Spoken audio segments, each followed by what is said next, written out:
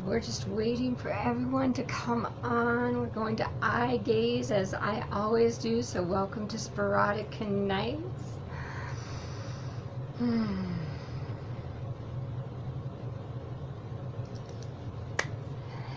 Hello, beloveds. Hi, Pam. Hi, Alex. Billy Meister, I see you on there. I don't see you showing up yet. Hi, Jeff. Hi, Grav. Just love gazing for a few minutes. Hi, Rami. Gary, Alice. Jerry, I see you, buddy. I see you. I'm glad you could make it. Hi, Ben. James.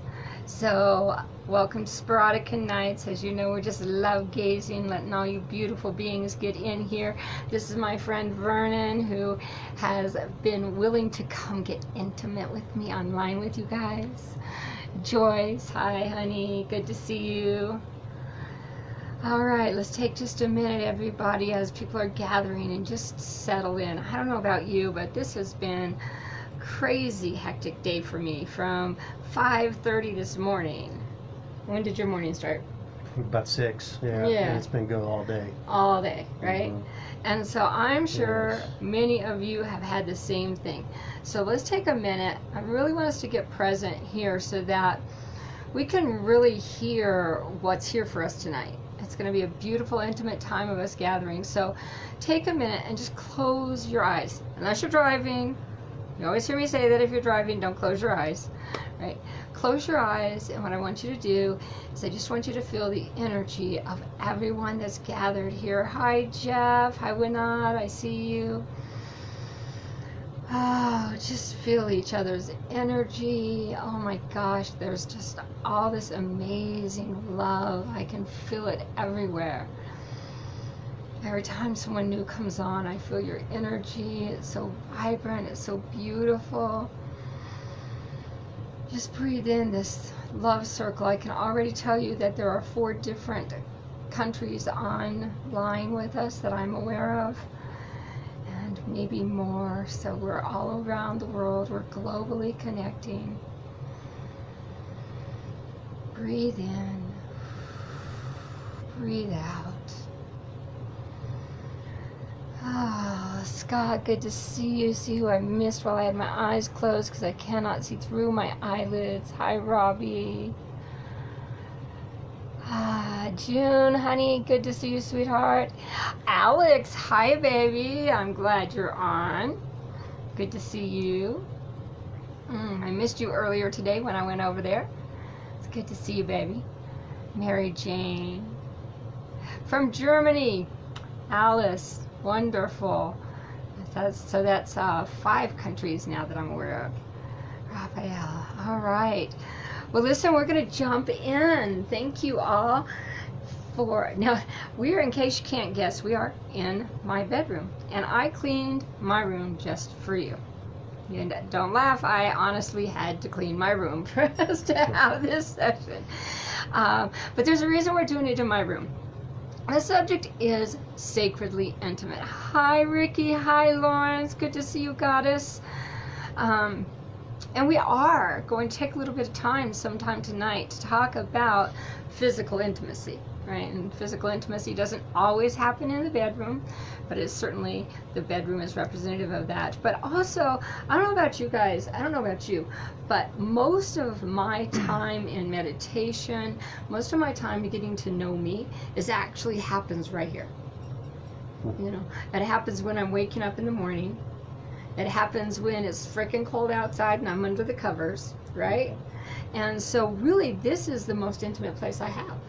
Same here, me too. Yeah.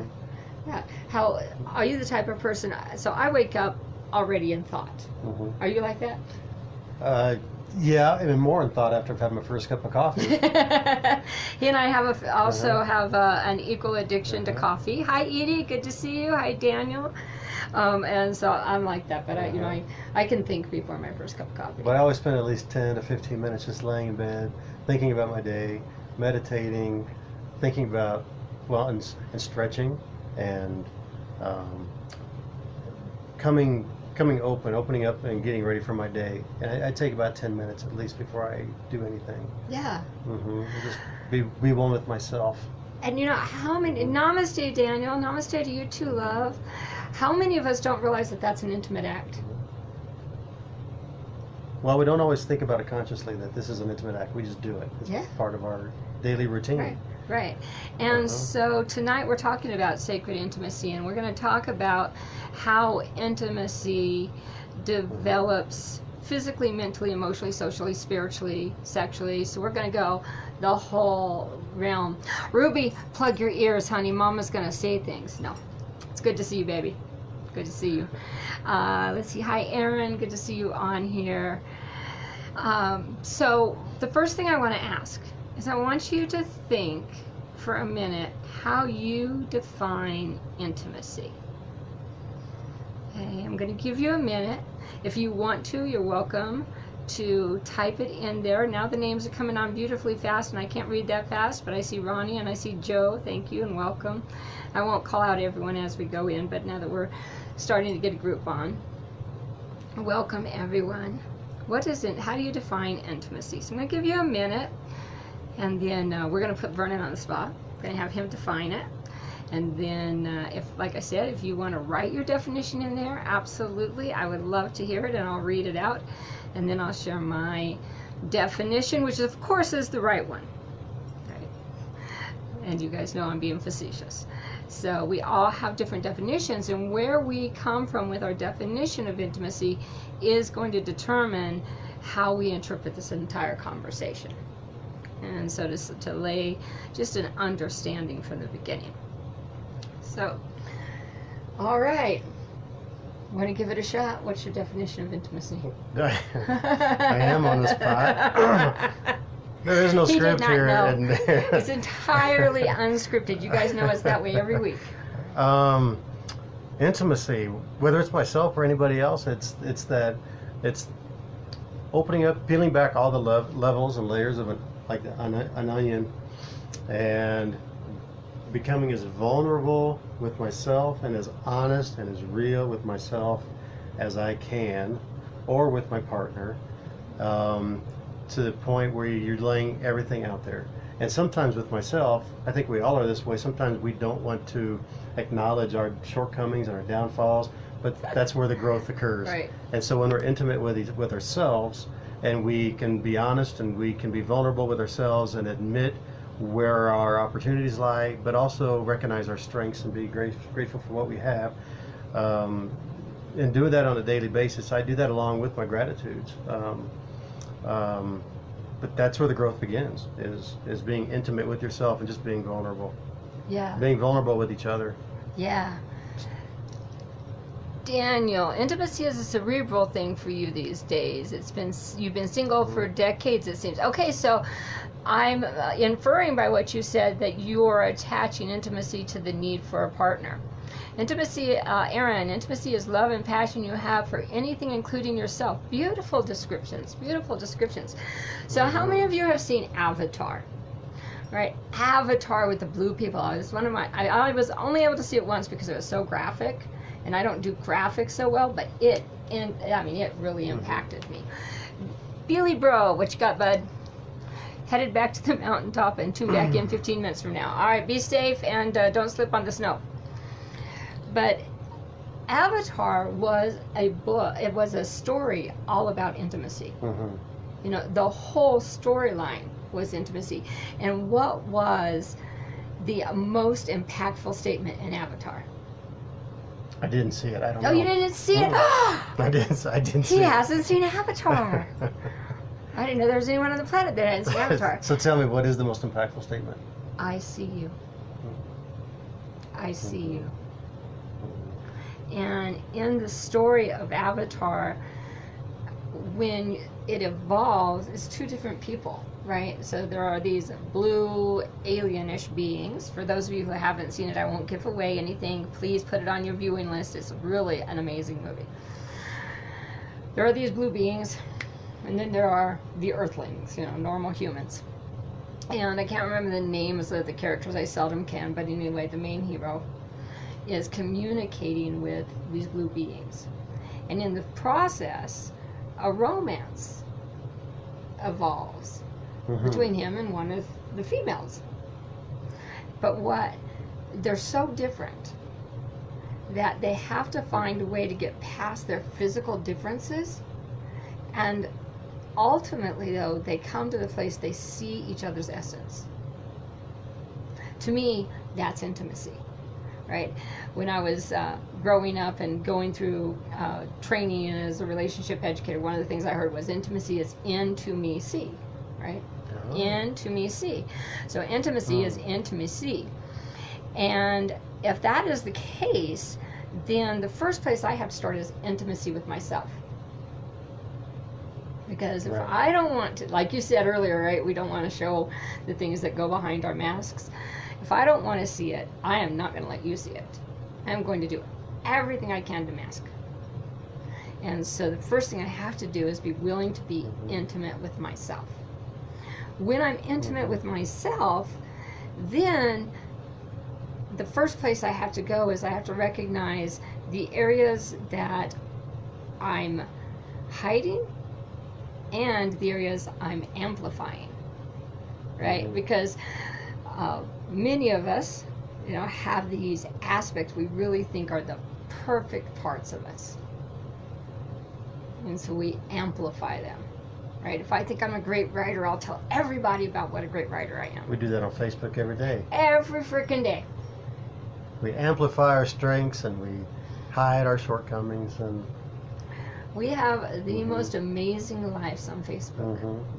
I wish my life always looked like it looks on Facebook. Yeah, don't we all? Yeah. I wish that was the case. And so when we're talking about intimacy, and as you guys know, I always forget to do this. Sporadika Nights. Welcome to Sporadika Nights. Now that we have a good group here, I almost forgot that sometimes we have people that are new and you don't know what the heck this is all about. So I am Dr. CeeJay Adams. This is my friend Vernon Smith, and you're going to learn more about him in just a little bit. Sporadika Nights. Sporadika Nights are every Sunday night. I get together with you guys, and sometimes I have a guest. We've had a few guests along the way. And what we talk about is what it is to be a Sporadican, to live a Sporadika, a life of Sporadika, spiritual eroticism. Now, in spiritual eroticism is being passionately engaged with every aspect of life. And it really is not just taking spirituality and sensuality and marrying them together. It's about taking it all in an integrated way, but not excluding sensuality and spirituality, because we need them together. When we integrate our spirituality and our sensuality, we create this alchemical experience, and that's what we're really trying to do. I'm gonna, just so you know, I'm not missing your comments. I will go back at some point here and we'll read them and comment back, but for those of you that are just coming in saying hi, hello, I love you all, and we're going to have an exciting time. So, Sporadika Nights with Dr. CeeJay Adams. And so welcome. Tonight we're talking about being sacredly intimate. For those of you that aren't aware, every Sporadika night is a channeled night. I work with the Satori Collective, which many of you guys have heard me talk about. That's the 248 voices and 2 snakes that are always talking in my head, right? Just willing to be open, direct channel for whatever comes through. So we're going to see what comes. Vernon's already discovered there's no script, and he has no idea what I might ask him. I have no idea what I might ask him tonight. I just know what the subject is. So we're going to go from there. If you have any questions, if you have any comments, put them in there. Like I said, we will go back and look through. If I see something along the way that inspires comment, I will also catch it. So intimacy, into me see. Into me see. We're going to go over what does it look like to create physical intimacy. And I'm going to take physical intimacy and treat it different than sexual intimacy, because they are 2 totally different things. Right? There's a huge difference. And so we will treat those different. We will treat those separately. So we're going to do physical. Mental intimacy. What does mental intimacy look like? Emotional, social, spiritual, and then sexual. Okay, so we're going to have a PMS, right? And we'll look at each of those a little bit tonight. Before we go any further, I want to share one of the intimate experiences I had today, because I think it's important for me to be transparent, for me to be vulnerable. I said I have been running all day since 5:30, and I had to go see my daughter, and things were going a little tough, and everything was off schedule by half an hour. And when time gets off schedule for me, I don't allow myself a whole window of time. I have a real short margin. So if I say I'm going to be somewhere at 10:30 and I'm there at 10:45, it shows everything's off. I'm the same way, yeah. Everything's off, right? So I'm going to go see my kid. I'm, going to go see my grandbaby for a very, very brief. And then I realize I haven't eaten. It's like, oh, I have to fit food in here somewhere, right? And here's the intimate moment. I'm so hungry. I'm like, when I get overly hungry, I get close to tears. But the thing is, it happens like that. I don't even know I'm hungry, and then it hits. And then I'm like a little baby that needs a nap. It's like, get food in me or I'm going to be crying, right? So I go to Lucky's, which is a healthy food store near me that has a food buffet. And I go in, and all I have is a big bill. And they can't take the bill because they don't have enough change. I start crying. The poor girl has no idea what to do. She's like, miss, let me get the manager. I'm like, it's okay. I'm just stressed. We're fine, right? And so, I let the energy go. Came back to being normal. And I said, honey, seriously, it's okay. I'll go over to the bank, I'll deposit, I'll get a smaller bill. She's like, oh, no, ma'am, I don't want you to go through that. So this sweet girl, she went to each of the registers to find someone who had enough cash in their register to change it out so she'd give me change, right? But what I realized was, in that moment, and why I want to share this as intimacy, is sometimes what we don't realize is how intimate we're being with strangers, and that we freeze ourselves, right? Because I cried in front of her, and it wasn't a boo-hoo, all right? I mean, I didn't need Kleenex, but I did get teary-eyed. It actually softened her. Yeah, I wish I cried over having too many big bills. If that's the things you cry about, I wish I had your problems. I was crying because I wanted my food. All I have are these big bills. Boo-hoo. I wanted my food, and I had a client today, and she paid me, right? And so, but the point was that when I cried, I opened my heart.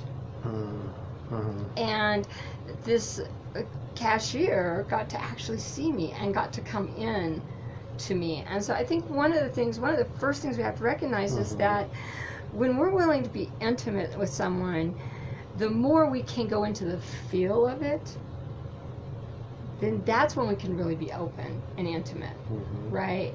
Is that there's this energy, because intimacy is an energy of connection. Right? And I can't remember who it was that said it, and I'll go back probably and find it in a little bit. But one of you said that right now intimacy is more a cerebral experience. And we do. Don't you think that so often we try to create intimacy with our minds? Do you have clients that do that, that really do the mind game to create their intimacy?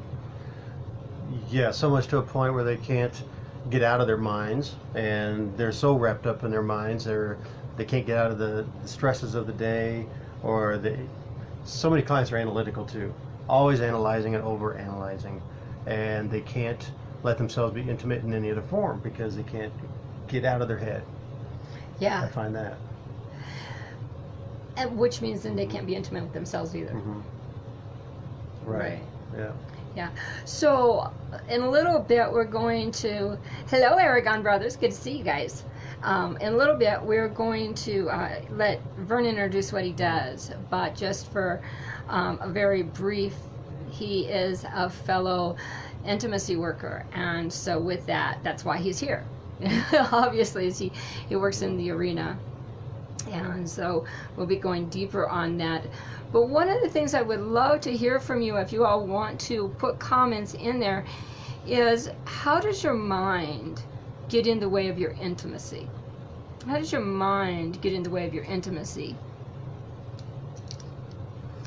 You guys get to see my sexy librarian glasses every time I have to read you. Dave, I love that. Intimacy, shared vulnerability, and openness. Absolutely. I would agree. And I think what happens so often when we get in our minds is we then try to create the story we believe the other person wants. Right? I believe you won't judge me if I tell the story a certain way.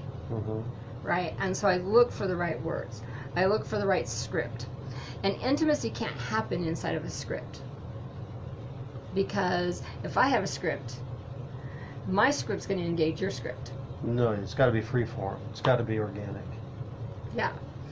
We only really, we've been Facebook friends for a while, but we just met actually in person a week ago?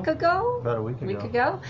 And you know, one of the pieces that has been fun for both of us, I'm not speaking for him, for me, has been how quickly we have been able to go to intimate conversations because we don't know each other, and so everything's very organic and like, oh, that's interesting, that's a new thought. That's the fun I've been having. I hope you've been having fun with that. Absolutely, yeah. I love it. And the thrill of just finding somebody you can be authentic with, somebody you can say, you can just be totally open and vulnerable with, and know they're not judging you, they're receiving you, they see you.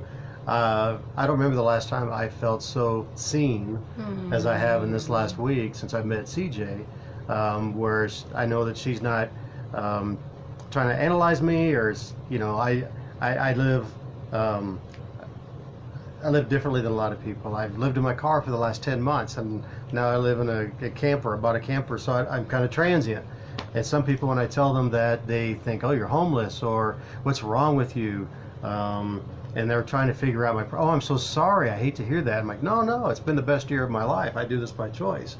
But I can't just be open, and CeeJay listens and hears me and meets me where I am. And that's part of intimacy. Yeah, absolutely. It feels so freeing, that freeing feeling you have when you can just let your guard down and be who you are 100%. So I actually talked Vernon into going to the RV show with me this week because, as you guys know, I'm headed into tiny home. And right now it looks like my home's going to be 6 by 10. So that's a very intimate space, right? I have to really like and know myself. I'm going to go. So all day today I've been weighing. I have 150 pounds worth of books to get rid of. If anyone needs books, 150 pounds. I'll take a look. Yeah, you can certainly, you'll enjoy some of them because they are not going with me. I had to offload about 2 milk crates full of books. Yeah. I had about 4 milk crates, actually. Yeah. I hated it. And I had to sign up for audiobooks. That's minimalist lifestyle, podcast and audiobooks. So you know that, of course, I admire his life and I'm loving it. But in 1 week, we've had the opportunity to really become very intimate. So one of the things I want to say to you is intimacy is neither distance restricted. I have some incredibly intimate, deep love relationships with people I have never met in person, ever. But it's so deep, right? It was just sharing with Vernon that I have a friend in New Zealand, and I'm sure he'll watch this sometime this week, and he knows who he is. But he and I have had about a 4 or 5 year amazing relationship, and I've never been in New Zealand. He hasn't been here to see me, but we really have a deep intimacy. So it doesn't require physicality. Intimacy does not require time to build. What it requires is our willingness to undress before each other. So I told Vernon, I prepared him for this so he wouldn't get scared and shocked when I start doing this, but I'm going to undress in front of you. This is it. I'm not coming down any further. But it's symbolic, right? It's symbolic of getting vulnerable with each other.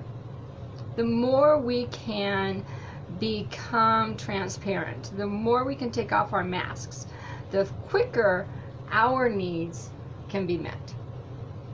One of the most painful statistics I ever read was while I was working on my dissertation, and it was the number of people who are chronically lonely in our culture.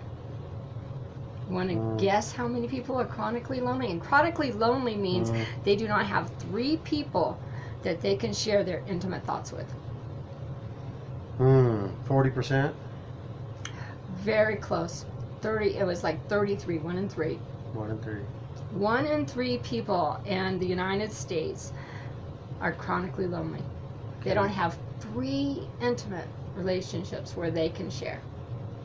So take a minute, and I want you to think, do you have 3, just 3 intimate relationships, people that you can share, like Vernon was saying, you know, share those things and not be judged. Share the experiences you're going through. Share the exciting things you're learning.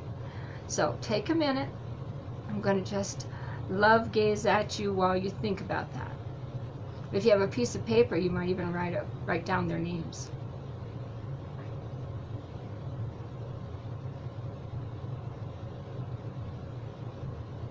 Now, if you're one of those people that does not have 3, I am inviting you to communicate with me. That's why I'm here. I'm used to my IMs being busy. If his aren't busy, you can make him busy too. Right? Communicate. Absolutely. Because I'll be happy to connect you with resources. I'll be happy to help you find tools and ways to really connect. So let's dive in. What do you think when I say mental intimacy? Mental intimacy. I think that's the thoughts we tell ourselves every day, the stories we write in our heads every day about who we are versus who we want to be. I don't know, what is it? You tell me. That's a great place to start. That's an excellent place to start, because the first place we really do have to be is intimate with our own belief systems. It's got to be honesty with ourselves. Yeah. The script we write. One of the things I learned years ago was we present scripts. For example, the way I describe how I live in my car. I could describe it as either, because technically I'm a homeless, disabled veteran. We see homeless, disabled veterans all the time, you know, standing on the roadsides holding a sign saying homeless, disabled veteran, asking for money.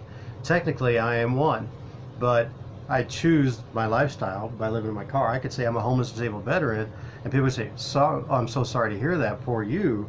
Or I can say, but I do this by choice, and I can still afford a car, and I live in my car, but I'm happy. I'm not homeless as in on the street. So it's all about how I position it. I could tell one person I'm a homeless, disabled veteran and play on their sympathies, yeah. But tell another one, I'm a homeless, disabled veteran, and it's freeing. I can do what I want, when I want, with who I want. Like if I want to do, you know, it's all about the script we write, and how we share that and how that comes off to other people and to ourselves. Do I want to be the woe is me homeless veteran, or do I want to be the empowered homeless veteran? Right.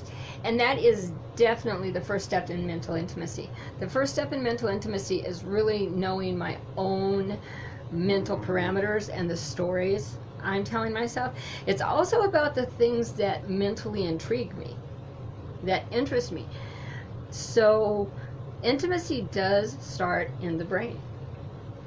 It starts in the mind. Because we develop intimacy at various levels. Okay.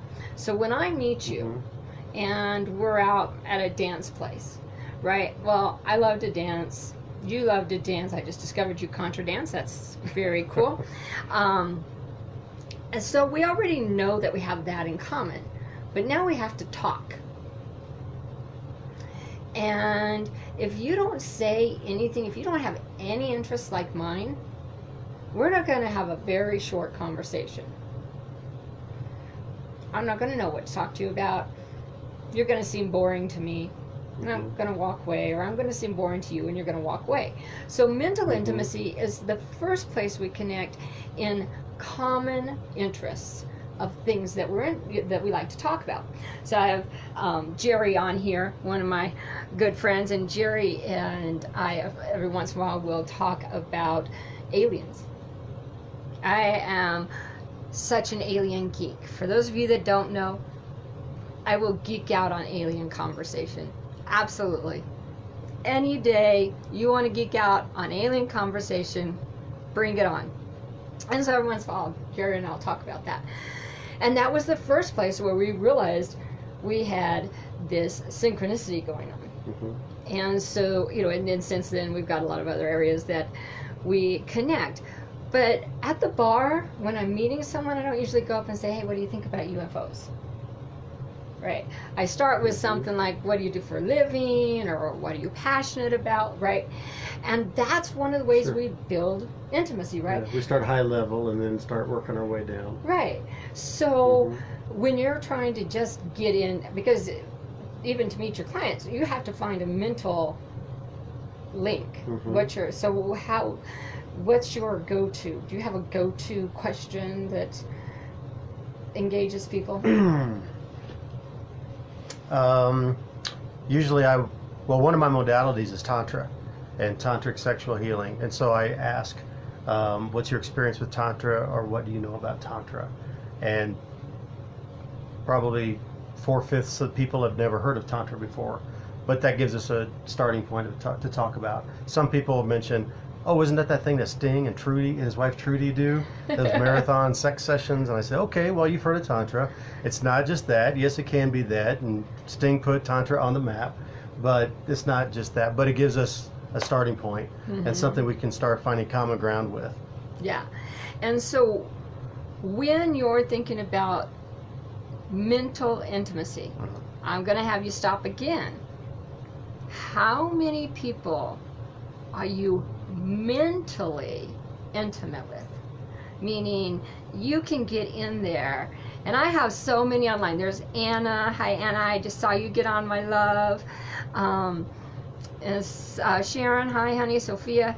But Anna's one of my truly mental intimates. She's another alien geek, but she and I geek out on everything. But how many people do you have that you can just get into a conversation, and from the minute you start talking, you don't stop talking, and it's 4 hours later, right? That's deep mental intimacy, right? And we need that. We actually need that kind of mental stimulation. So, yeah, so I want you guys to stop for just a minute. I want you to think about who is in your life that mentally stimulates you. And that can be anything. That can be, I see you, baby. That can be your friends. That can be your children. That can be a lover. It doesn't have to be romantic, though. How many people do you have? And there's a reason I'm asking the question, so I want you to go serious with yourselves right now. How many people mentally stimulate you, and you're ready to go intimately all the way in to a conversation with them? Now, that doesn't mean that you're going to necessarily expose yourself, but that you have enough in common that they interest you over a long time. So, have you had a time to assess where you're at on that? I can probably come up with 3 or 4 people that mentally stimulate me like that. Most people are extraordinarily bored with life. And the reason one of the reasons they're extraordinarily bored with life is because they do not have mental intimacy. They have, and we see this all the time, right? We go through school and we get mentally engaged. New subject, new subject, new subject. And then we go into a job. Maybe it stimulates us, maybe it doesn't. Usually early in the job it stimulates us, and later on it's like, it's just that. And then we go home and unless we're in an engaged relationship with someone who mentally stimulates us, we turn on the TV, we turn on and there's no engagement. There's nothing to talk about. There's nothing to talk about. Mm-hmm. And so we start to shut down that capacity already. Mm-hmm. And so that's the first place we close down intimacy, is that we aren't feeding the mental hunger. Right, right. That conversation piece. I notice that with people that are on dating sites. I'm on dating sites, and that's a big... Really? Which one? I'm sure we'll swipe on each other sooner or later. But that's so many people have pointed that out. If you can't hold a conversation, then go ahead and swipe left. You know, if you can't hold a deep, meaningful, philosophical conversation, then go ahead and swipe left, because I don't care what you look like, I don't care what your hobbies are, I at least want to have somebody I can connect with on a conversational level that can go there with me. Yeah. Yeah. And if I don't know what's interesting about me, I'm not going to try to engage you mentally. Right? And so a lot of times what we do is we do what's called mental bypass. We learn these like cookie cutter subjects. Politics, what's going on in politics. Right? Weather. How's the weather? How's the weather? Oh, it snowed. Snowed yesterday. It's really cold. Right. How about the Broncos? Let's catch the game. Exactly. Small talk. No intimacy in that. Small talk. No intimacy. But I'll keep going at that level. And so I've shut down already. Now, if I've shut down my mental capacity and you want to stimulate me into a conversation, you have to fish it out of me. You have to keep going in with questions until you find it. What do most people do when you start asking them a bunch of questions? They shut down. They shut down. And so because I'm not willing to say this is what's interesting about me, then you have to come in and try and dig, and now I shut down because you're giving me the inquisition. And so we've created this separation instantly. So the first level of intimacy we get with people is mental. You would think maybe it was physical, you know, I see the person, but actually very seldom do we actually touch a person, right? Very seldom. And so the first engagement I'm going to have with you is going to be mental. Right. Right. Of course, I think that's also true more for women. Do you agree? More for females, that women need to be stimulated on other levels besides physical. I think a lot of men can go physical very quick. I think you're using a poor definition of intimacy if that's where you're going with that. Okay. I think we can go sexual quickly, but there's a big difference between being sexual with someone and being intimate with someone. Intimacy, right? And men are as needing of being engaged mentally. I have to know that I'm going to want to talk to her tomorrow, even if I go sexual, right? And so if I can't be seen, if I can't see you mentally, I've already started discounting you. And I'm not going to show you the next level of intimacy, which is emotional intimacy, right? Because if I can't trust you with my thoughts, here's another way we shut down each other's mental intimacy. You tell me something and I laugh at you, or I critique it. I say, oh, that is the dumbest thing I've ever heard, right? Oh, how could you live in your car? I couldn't imagine, you know, right? That immediate. We're done, right? It's like, you judge me, I'm out of here, right? And we do it like that. Right. But conversely, when somebody says, I really admire your bravery, I've always thought that would be awesome, I just never had the guts to do something like that. How do you do it? And then I just open up like a lotus flower. Yeah, absolutely. Absolutely, because they're engaged. One of the things, I have a friend, you guys have heard me talk, I think, at least once before, about this friend who has a fascination with the belly button and the navel.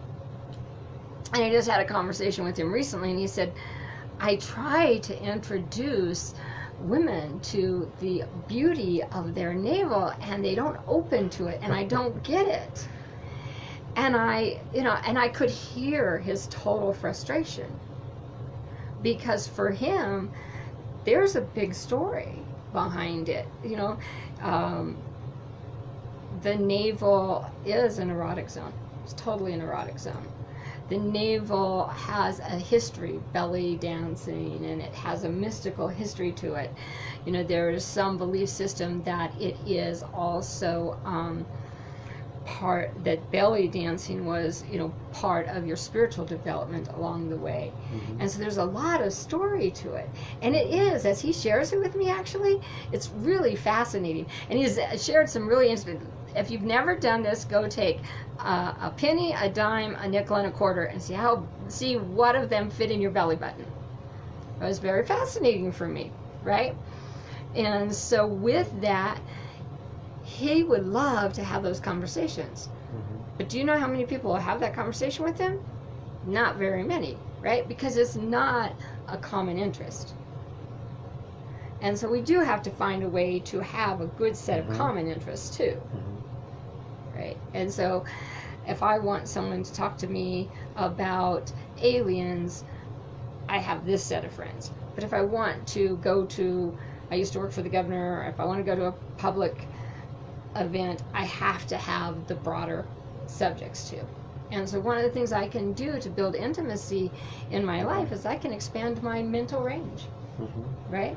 I can just start taking classes, going through YouTube, reading new stories, something that's different. Mm-hmm. And so that's for myself. That's one of the things I always ask, when was the last time I learned something I didn't know? Because if I'm not learning something I didn't know, I can't go any more intimate with myself, and I can't go any more intimate with you, right? Mm-hmm. Glasses. All right, we're going to go back here, guys, and look, I saw something from Sophia. We're going to go back, way back here, and make sure we get these, and then we're going to go on to emotional. Let's see. All right. If I didn't welcome you, welcome, welcome, welcome, welcome. Sorry that you're seeing my fingers here. So Daniel, you were the one that said intimacy is a cerebral thing. So hopefully you're saying it is a cerebral thing. There is a mental intimacy, definitely. And Aaron, we got that. Billy, I hope you're home and safe by now. Large bellies. I can't wait to see who wrote that. But yes, the answer is yes. Haven't seen it either. Great movie. Oh, let's see. Who hasn't seen it? Daniel, you haven't seen Avatar. I think I'm going to turn Avatar on, and I'm going to do a watch for everyone. Stephen, good to see you, honey. I hope you're doing well.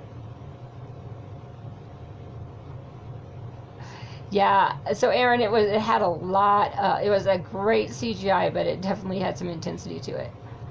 Let's see here.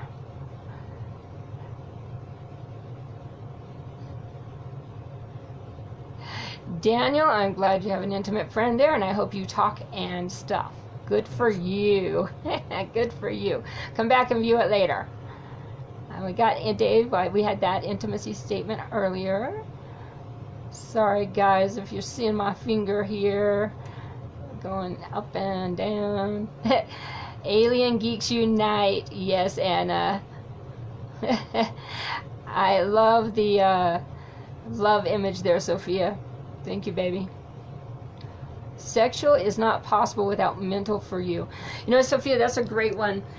And that does go back to what Vernon was saying, is that particularly for women, we do need to be stimulated in a lot more ways than physical. And mental is the first, the biggest and easiest way to do that. I had to laugh the other day because I got so aroused by a compliment someone gave me. And I was laughing at myself because I'm a total stranger gave me a compliment, and all of a sudden my whole being was like aroused. And I thought, I'm easy. All you gotta do is give me a compliment, right? But it's very true, Sophia's, what he did was he complimented me on something other than my looks, right? Mm-hmm. And He saw a trait in me, thought it was worth calling out. He called it out, and I was just instantly aroused to him, right? And it did have a sensual feel to it, but really it was just that he saw me, right? And he expressed it through this mental aspect. Wonderful. Yeah, so, yeah, totally. So when you're working with women, large bellies are welcome. There is lots of discrimination. No. So, Sophia, just so you know, my friend says the bigger the belly, the healthier the belly.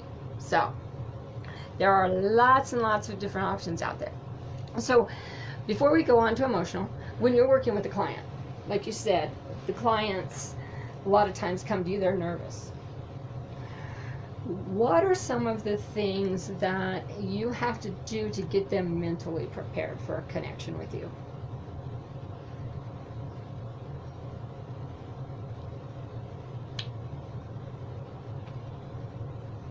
I got to think about that a second. To get them mentally prepared, I think the best thing I can tell you that I do is education and teaching and explaining the process of what my sessions look like and what a session is and what it is not with me. Calming their fears, their anxieties, and just teaching them about what I do and answering all their questions thoroughly. So it's talking a lot and Right. helping them to calm down or, ease their nerves Right. by talking. Absolutely. I was talking with a client today, and I told her, I do 90-minute sessions, but it takes the first 45 minutes to get them into the session, Yeah. Before they can really relax. Well, into that's it. why I insist on doing 1-hour consultations, free 1-hour consultations. I insist on that even if they don't think they need that. Yeah. Yeah, because we have to get past that. So,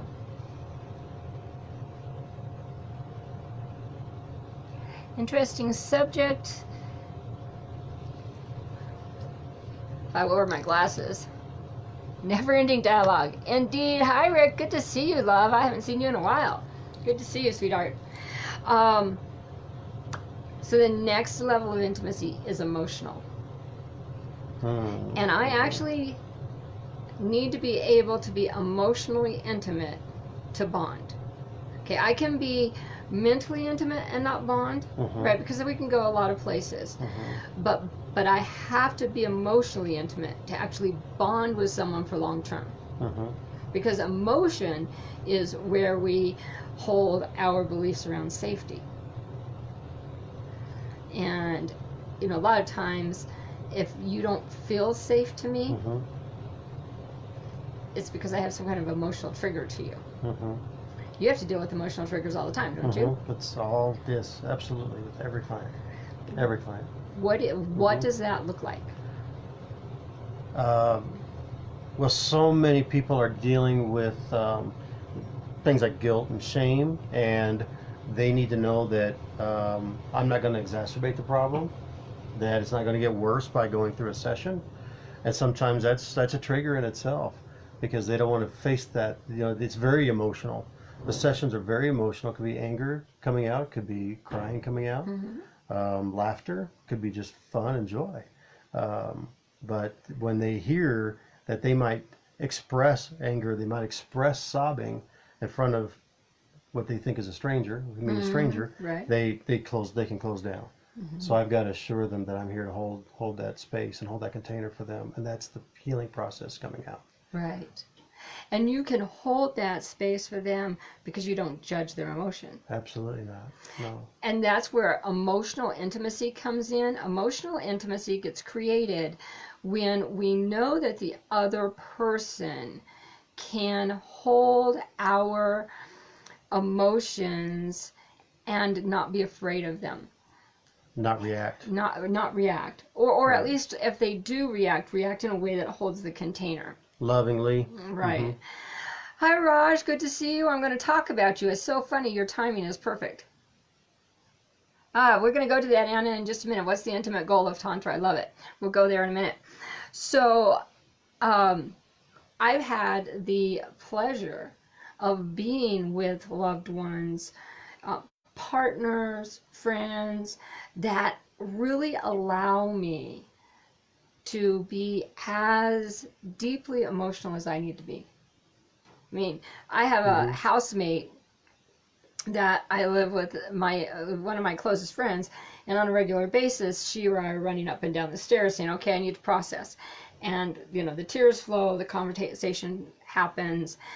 Partners, that, just had beautiful partner just came on, right? And so what has happened for me because of that is that I have this vast emotional, there are more than 150 emotions in the dictionary. And I can distinguish them. I can tell when I'm frustrated, and I can tell when I'm furious, and I can tell when I'm just a little irked, and I can also tell when I'm playing the emotion, right? Because it might get my kids to do something if I play to be angry, right? I know the whole gamut. Well, as a parent, we have to play a lot of times. Yeah. Yeah. You do it too? Yeah. Oh, yeah. I thought I was the only one. But what happens for many of us is we don't have an emotional range. We have 5 to 10 emotions. And we put everything under those emotions, right? Anger. That's true. Is an emotion for so many people. And so I'm angry the Broncos lost, and I'm angry I lost my house. 2 different types of angry. Yeah, I'm disappointed the Broncos lost. Right. I'm terrified I lost my house, right? And so because we don't have that expansiveness in our emotional abilities, then we're reactive. Or I hear people talk about awesome. They could say, that pizza last night was awesome. Or they might say, look at the Big Dipper, isn't that awesome? Like, so which is the difference? Is the pizza as awesome as the Big Dipper? Right. Is the pizza truly awesome? Right. And so one of the things for emotional intimacy is to begin within ourselves to untangle the umbrella emotions. So Anna is a counselor like me. For some reason the word didn't want to come in. And so one of the things I know, because she and I have had that conversation. So Anna, I'd love for you to pipe in on this one.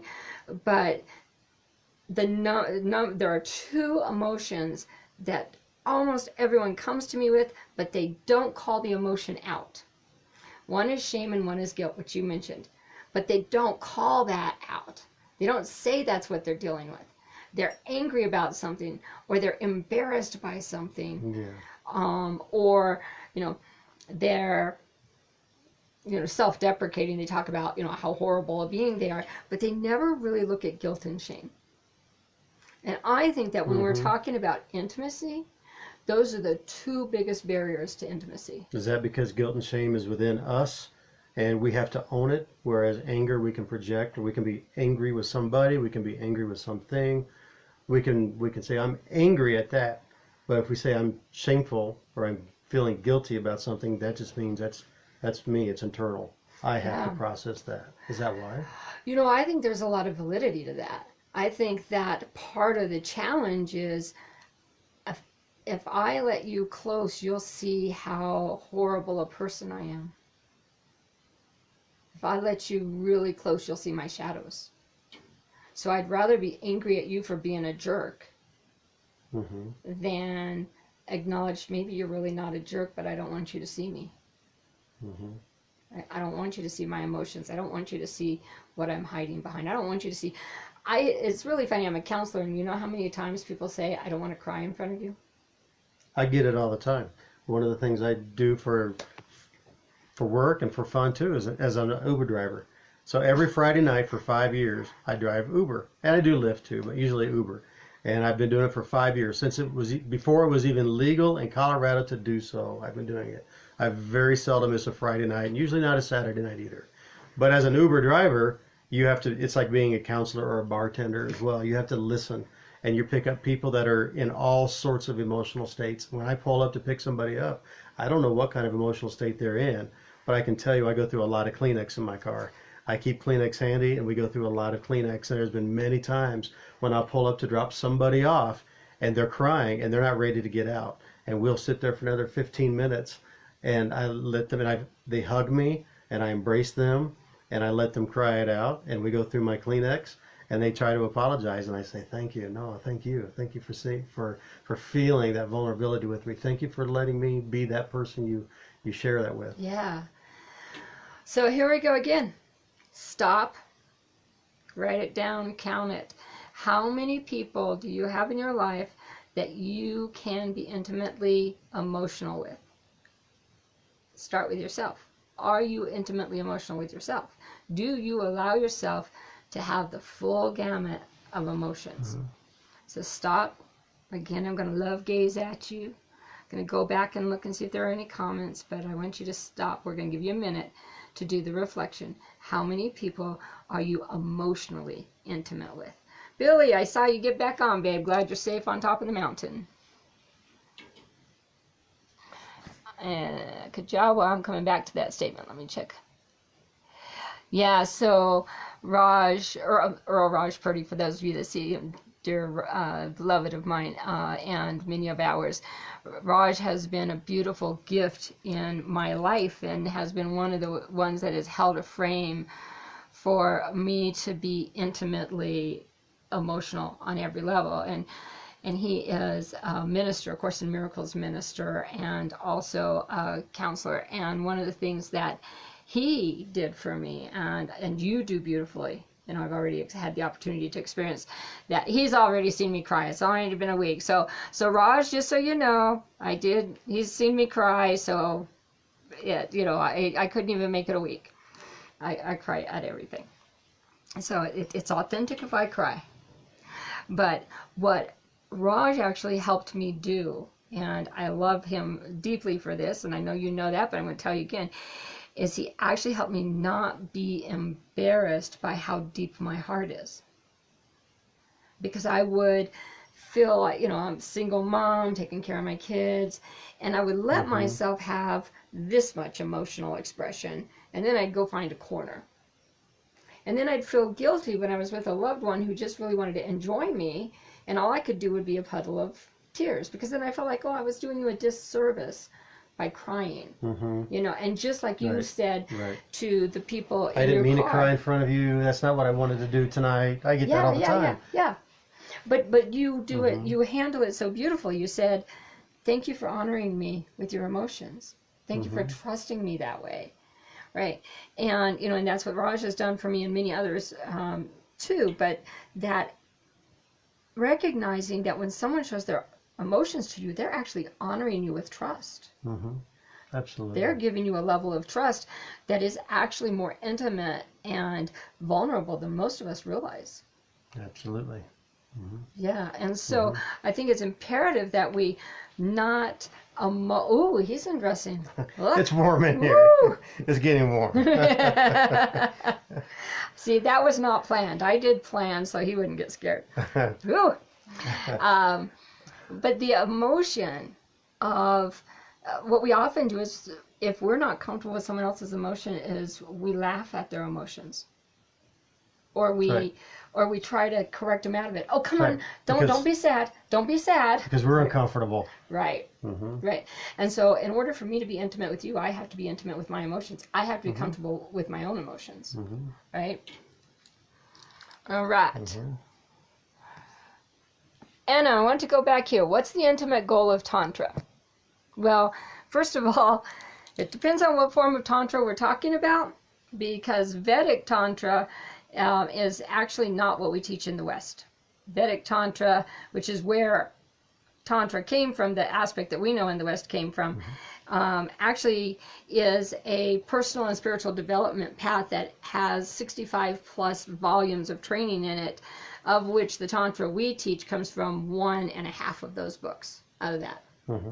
And so if you look at the whole goal, is spiritual development. What would you say is the goal of Tantra the way we teach it in the West? Right, because nowadays we think of the new terminology for Tantra is urban Tantra or Neo-Tantra. It's a lot different than it was 7,000 years ago. Right. And so, most people do think of it in a sexual way, but it's not just that, and it's a bigger part of that. And it is the intimacy, Anna. You're right. The intimacy piece, Tantra literally means illuming or weaving, or in other words, two become one.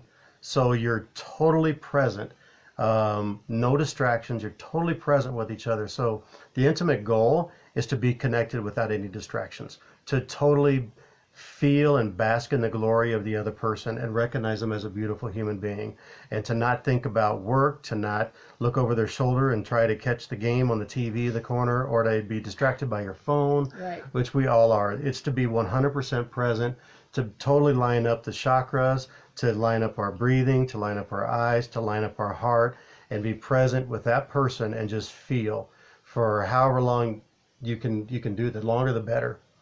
Mm-hmm. Yeah, one of the things that people often comment about is how they love the eye gazing. When I just stop and we eye gaze, and that's a tantric practice. Eye gazing is, I mean, there shows up in other practices too, but from my training, that's where it came from. The eye gazing, it came from tantra. Okay. Thanks, Anna. Let's see. Guilt and shame are the two biggest reasons why we hide from ourselves and others. When we feel innocent, guiltless, all healing is possible. Absolutely, Anna. Of course, I agree with that. But one of the things you guys may not know is that if you watch any of my shows, you do know this. But if you don't, one of the areas that I am passionate about is working with sex workers. People who are in prostitution, exotic dancers, people who are in fields that are shamed by society, ex-felons, right? Anyone who's in shame, because what I want them to know is how beautifully innocent they really are, right? And how there's nothing they can do that changes the beauty of who they as a being are. There is nothing you can do that changes intrinsically how beautiful you are. Right? And so to have a prostitute in front of me, an escort in front of me, and be able to say, wow, I see the beauty of you.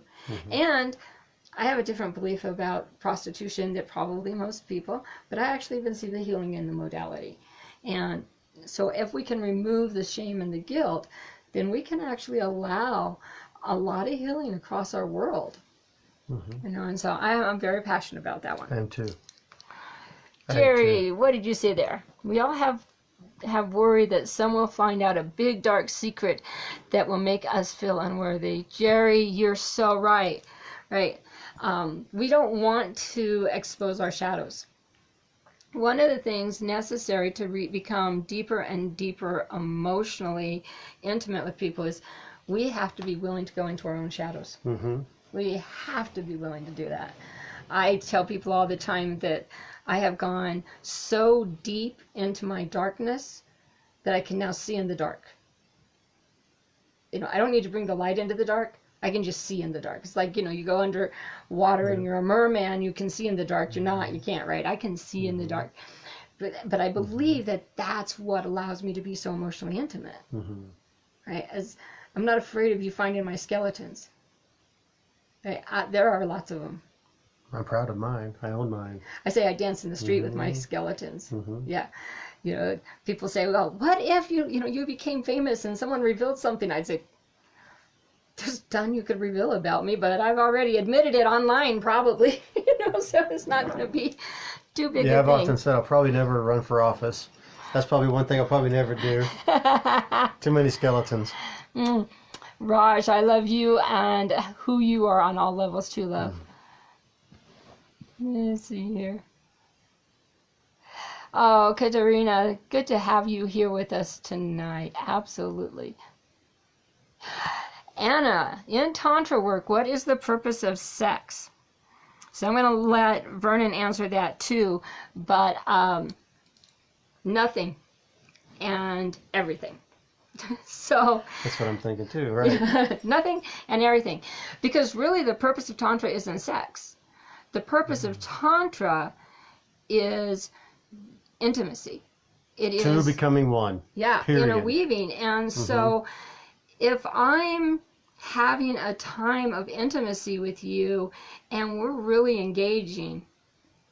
Anna and I used to live together, and we had this one experience where she and I were giving each other foot massages, and we had a peeping Tom, and forever we laughed that, you know, we were probably the lesbian witches in his mind, right? And so Anna, that was a tantra experience, right, that we had there because we were being so engaged. And so tantra so much in our culture has received this sexual label. And it's about really awakening my every sense to you. Not about, you know, I may or may not have sex, but my senses are being engaged. Right. My sight, my sound, my taste, right? It's truly everything. sensual. Yeah. Truly sensual. That's the definition of sensual, too, is engaging all of the senses. And when you have two people that are feeling the moment physically, they're hearing the auditory breaths or the moans, or they're just talking, but they're present. You know, they can take in the scent of one another and the days, the day that each other had, and you have that scent. And have you ever had somebody where you hug them and you can take in their scent, your beloved, and it feels like home? That scent, you know, and you just know that scent. It might not be cologne. I'm not talking about a cologne type of scent. I'm talking about their natural body odor. Essence. But as soon as you hug them and you take in that scent, their essence that nobody else has, you can just feel all the weight of the day dissipate. It's just a beautiful calling to home. It could be their arms around them. That could be what feels like home, is their arms around you. It could be the eye gazing and looking into their eyes and looking into their soul. And that really is the purpose of Tantra. It's not about sex. Sex is a very small part of it, but Tantra is goalless. It is about the journey and not the destination. It's about being. It's about being present. It's about no distractions. And it's about enjoying and being conscious on all levels. Yeah. Yeah. And so one of the things that for me, and that's why Spirotica came, spiritual eroticism, right, is that we need that engagement of all of it. And so there is an alchemical experience that happens when I become that engaged with someone, that I am mentally intimate, emotionally intimate. We're going to talk about spiritually and the others, but when I get all these levels of intimacy, and then we become sensual with each other, and then that becomes sexual, it's transcendental. That's been my experience. That I can bring in to the bedroom loved ones that are in pain or hurting, and bring awareness of them, and that healing occurs. Have you had that experience? Oh, absolutely. Yeah. Totally. And the other thing that's amazing with conscious being, or Tantra, being conscious like that with each other on that level, is we can all think back to maybe when we were 16 or 17, the first times we were intimate with somebody else, that first time we touched somebody or undressed somebody, or we gazed upon the naked body of the opposite sex or the same sex, it doesn't matter. But the feeling that we felt, we could feel our heart pounding through our chest. It was just so much, was overwhelming with all the feelings we were feeling. And even with our beloveds or our significant others that we have today, doesn't matter how long you've been in a relationship, and I hope that when you still hold your beloved, you still feel that way. But usually in a relationship, it starts off where the first time you're together, the first month you're together, the first few months you're together, where it's just everything is new and exciting, and you can feel your heart racing and your blood pressure increase and your pulse race. And then eventually, unfortunately, a lot of times it dissipates. So Tantra is that conscious decision that we're going to, have a tantric engagement, and we're going to be conscious this week. So that way you don't lose it. You forget sometimes what your beloved's neck feels like when you kiss it, or what she tastes like between her breasts when you kiss her skin, the different parts of the skin and the flesh, and how it tastes, and how it's the scent of the different parts of the flesh, and how it feels. Everything from the inside of an elbow to the inside of the wrist to the back of the elbow, everything is so different when you just close your eyes and you feel, and your beloved feels. That's Tantra. Okay. My heart's racing already. My heart's bounding through my chest. That felt really good, in case you couldn't tell. But so the reality is, though, for those of you that know me physically, you know that I tantrically engage with you all the time. And so, Cheryl, you said physical touch, and that's the next place I wanted to go, and that's physical intimacy. And remember, I said physical intimacy and sexual intimacy are two different things, two totally different things. We are a touch-starved society. We've been in a dialogue, in a conscious conversation group that we're in, and I went in with a question somewhere along the lines of, you know, when you're single, you don't have a partner, you're living a busy life, how do you actually get touch into your life? Because so many of my clients, that's where they are, right? They're not ready to be in a relationship yet because they're going through personal development. They don't have children, or if they have children, their children are adults. You know, they're going to a job, they're coming home, they're not getting any human contact, touch contact, right? They're not getting anything. And so the question I asked is, you know, how do you do that? How do you get that touch? How do you make sure, you know, really, science has said we need a dozen hugs a day for our body really to get. I haven't even had a dozen hugs today, you know, and I'm a hugger. I hug strangers. I've gotten better. I don't just totally go up and accost people, but I've probably had maybe 4 hugs today, right? And I feel like I've had an abundance over what normally people get. Most people don't have that many. Yeah. Most people don't get 4 good hugs in a week. In a week, yeah, absolutely. So stop. I want you to go in now, and I want you to think about the last time you had a real hug. Now, I don't mean a how you doing hug. I mean a hug. I mean, I hug you. Yes. All right. I call it a conscientious hug. Right. Let's see. Okay, you guys are going to see something here. All right. Yum, yum, yum? Yep, there we go. All right. Because what we're trying to do is get the energy flow here, right? And so,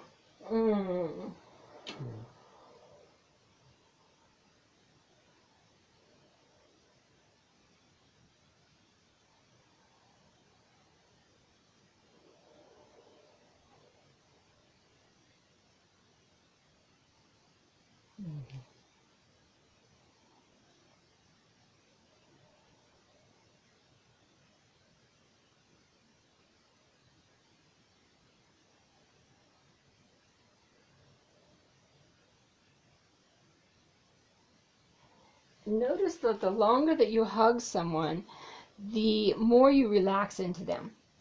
And so what happens is everything inside you calms down. 30 seconds. You know how many people don't hug for 30 seconds? They're lucky if they do 10. Right? Right. We go to work. You're heading out the door to work. It's a quick hug, maybe a peck on the cheek. Right. It's nothing conscious about it. One of the things I love about a conscientious hug is, let's say you've been fighting traffic to get home from work. You've been sitting on the interstate. It's taking you forever. You've had a rough day at work. It's been one of those days from hell.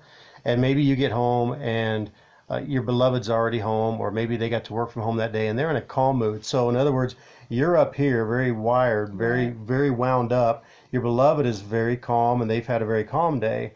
And what's really nice is if your beloved can recognize when you come through the door that you've had a very hairy day and say, you know, baby, come here, and you do a conscientious hug, and typically the man stands with his arms apart and the woman steps in, wraps her arms around him and places her hands on 2 of his chakras, and you're lining up your chakras from your crown all the way to your root, and then you just hold each other and engage, and you can synchronize your breathing.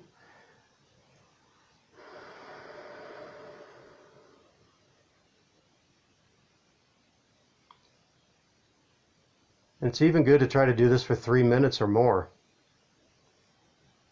Now, he said with a partner. I'm going to now turn around because You don't always have a partner. you don't have a partner, right? First of all, if you're a parent, please do this to your children. Please. It's imperative that they understand because Absolutely. they Right. get their value right from that. So parents, that's one of the first places where you can absolutely get touch, and your children need touch. The other thing, so today I told you I went to go see my daughter, so I go in to hug my daughter, and she just grabs on, and she knows she can, right? I mean, they were raised that way. And I think we probably had a 3 to 5 minute hug. She's had a tough week. She didn't want to talk. She wasn't in a place yet ready to talk. So the hug was the release that she needed. So again, we're back to, what if you don't have a child? What if you are single? What if you don't have a partner? How do you get that? I'm gonna expose me. I'm going to expose me because that's kind of where I am right now. I mean, other than my roommate upstairs, who I can go get a hug from anytime, Ara's amazing. I love her. And she and I are good friends, so I can get a hug. My daughter lives here, and when she's around, I can get a hug. But I know that right now I don't want to be in a traditional relationship, right? I don't want to be someone's girlfriend. I started to say boyfriend, but I don't want to be someone's girlfriend. But I want to be able to touch. I want to cuddle and chat, right? And so I reached out to a friend and said, hey, would you be willing to do this with me? Just cuddle and chat? Fortunately, the answer was yes. But, you know, sometimes we have to go out of the box and we have to ask that. Say, will you be willing to touch? And so there are, across the nation, there are a lot of things, cuddle parties, right? Where you can do that. You can get out and cuddle party. Now, we were just discussing, we're actually talking about doing some for free because everywhere here in the Denver metro area that we've seen cuddle parties, they're $25 to $40. And if you don't have a lot of this, you know, it seems cost prohibitive. But those are some options. The other we talked about this week was dancing. Right, is that you get human touch in dancing, especially if you go take a dance lesson, you know, because you're switching between people. So dancing is one. Cuddle parties are. What are some other ways you can think of that we can naturally get hugs in our day? Well, I'm naturally a hugger, and so I have no problem asking if I feel like the timing is right. Even Uber passengers, it's amazing how many passengers, it's very deep and emotional sometimes. Yeah. And just last night, and I dropped off a woman who was having a rough night, and she asked for a hug before she got out, and we held for probably 2 minutes in the front seat of my car. And it was a beautiful thing. So I think asking for it, obviously this is the age of consent. So you have to ask. But most people will oblige you if you're willing to ask. And I'm a hugger. I love to hug. Men, women, I just love to hug and I love to touch. 2 places that I've done it is I have found that community service is the #1 way to get the hugs I need when I'm in this situation. I worked with homeless people and I worked with elderly. And so I went to nursing homes and I went and worked with homeless people. You know how many homeless people never get a hug? I mean, they don't even get people to look at them in the eye, let alone hug them. And yeah, I agree. Sometimes a homeless person doesn't smell real good, you know, but can you work past that? And so sometimes the way to get our need met is to meet someone else's, right? Elderly people, very seldom. In nursing homes, very seldom get hugs. I did when my dad was in nursing home several years ago. I would go through, and it was kind of, you know, here comes Al's daughter. You could hear them, you know, here comes Al's daughter, because they knew whoever was between me and my dad was going to get a hug. And so it was the funniest thing. I mean, it was almost like I got a reception line. Like, you know, and these are people that are in walkers or whatever, right? But they would just like hug me. And so I'd have this reception line all the way to my dad was bedridden, so he couldn't leave his room, right? All the way to his room. They're hungry.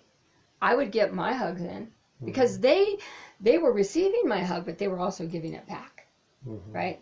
Yeah. So hugging is one of the ways we can get it, our physical intimacy met. But another way we can get our physical intimacy met is through sports and through engagements that way, right? Especially if you're doing something that allows you, if you're doing a sport that's kind of an independent, I'm running, not so much going to happen. But you get a lot of touch in things like, in tennis, in basketball, in football. And that's one of the reasons, actually, that sports is so popular among men. Because it's one of the ways that men can get natural touch. Right. Even though it feels aggressive, to me, it is a touch. Right. Yeah. All right, let's see here. We're getting back here. I see great comments. Hey, Yvette. Hi, Goddess. Didn't see you come in, sweetheart. And you saw me yubbing. Let's see. Okay. There are so many levels of intimacy. The basic level is spiritual awareness, and we proceed from awareness to defining... Sorry, I'm getting back. It just dropped on me. Oh, wow. To define a starting point in intimacy, I use the phraseology intimacy. Right, Rick, me too, honey. Let's see, with any person, place, or thing at any time, I now am the ideological entity to which the universe seeks and also surrenders to love. This is fighting me. I become intimacy beyond the framework of simply what I see. I can't get all that to come up real well, but I absolutely, I agree with you, Rick, and what I'm going to do is we are going to talk about spiritual intimacy here very quickly, but I would say that we don't actually start at spiritual intimacy. No. We don't start at spiritual intimacy. That's actually one of our most terrifying places to be intimate with people. And so we have to build intimacy. I think we start with level. mental, like you were saying. And then it can either go to emotional or physical at that point. Right, exactly. You can go one way or the other. And then if you go physical, then eventually you bring in the emotional piece. Obviously, for physical, usually that deepens your emotional connection. Right. And then before we go spiritual, we go social. So here's what social intimacy is. Social intimacy is where I'm now willing to engage with your whole circle of influence. So you and I could get to know each other, and I could keep you a total secret. I kind of blew it. You're on screen with me. Everyone knows about you now. You're my friend. You're stuck with me. But I could keep you a total secret. And so the intimacy is just going to go as far as that secrecy allows. Right? Right. Once I start saying, ooh, okay, how would you like to go with me to this kirtan that's coming on? Right. Now I know I'm going to have a half a dozen friends there. They're going to wonder, who's this Vernon guy, right? And I said, well, go find out. Now they're going to say, ooh, and he's your friend. You're a reflection on me. Right. Right? And so a lot of times what we do is we do create these siloed, segregated lives. Secret friends that nobody knows about, and we don't let the circles overlap. We have this group of friends, this single friend, and they don't all know each other. And especially in the dating realm, right? We'll date someone. I have a friend that will date a guy for a year before she'll introduce him. So far she hasn't dated, in the last 10 years, she hasn't dated a guy for a year. Right? And so the children haven't met him. I haven't met him. Right? I'm like... Seems like you're already putting limits on that relationship. Right. You're already putting a ceiling on it. It's only going to go so far when that person's been kept in the box. Right. And then one of the reasons that we do this, what I call social disintegration, is because we're afraid of our choices. Why would I create a relationship with somebody, friend or otherwise, that I would be afraid for my loved ones to know? Right? So I don't even trust my decision in the relationship I'm allowing to build. And so I'm keeping it secret until I trust my decision. Mm-hmm. Or you know that person would not be well received by your friends or your family. That maybe you know you don't have the best intuition or the best gut instinct Mm-hmm. when it comes to who you choose, and you realize your friends and family will call you out on it. Or you know you probably won't be with that person more than a year, and the next time they see you, they're going to say, well, where's so and so? And then you have to explain what happened to the relationship or where so and so went. Right. And so to keep from having to do that, you just don't introduce the person because you know it's going to be short term. Right. And that, I'm glad you brought that up, because that true social intimacy says that I'm willing to have my relationship with someone, whether it's friendship, romance, etc., in the open, Mm-hmm. knowing that it's a relationship, and it may last a week, it may last 3 weeks, it may last a year. Back in December, you guys saw me. I came on and I said I did this 15-minute or 20-minute live about catalyst relationships, because I had gone through a 4-week romance that was like that, and I learned a ton, and it was really interesting. But I was okay with you knowing, here I am, Dr. CeeJay, I'm a relationship expert, and I had a 4-week relationship, right? Each week I learned something, and then it was over. But that's social intimacy, is being willing to actually live my life out on the stage of the social eye, right? And so you see how I have to first have my mental act together. I have to first have my emotional and my physical act together before I'm really willing to act it out on the social stage. And so when I can get to that level where I can take you, like now, right? And I can say, hey, look, here's my social stage, and I trust Mm-hmm. you'll be safe in my social stage, and I trust my friends will be safe, and I trust I'll be safe. Then I can be more intimate. And now, I don't, people say, hey, who's this guy you're going to do some events with? I don't have to say, oh, well, he's kind of a guy that I met who does Tantra. They already know, right? I don't have to answer that question, because they're not going to ask it, because they already know, because I haven't been hiding you. So. And that's freeing, isn't it? Yeah, incredibly Yep. freeing. Mm-hmm. So I want you to stop again. How many of your relationships are socially intimate? Meaning that you can go across the line. They're not a secret. They're not a secret. Now, I have a funny story to tell you. Many of you have often asked who CeeJay is. CeeJay came when I was working for a very conservative governor. And very conservative governor, for those of you that don't know, my given name is Carla. I was Carla Adams, working for the government. But I was doing my dissertation, I was researching human sexuality, I was into metaphysical sciences, and I was doing events. I was doing metaphysical events. I didn't want someone Googling and finding me and losing my job.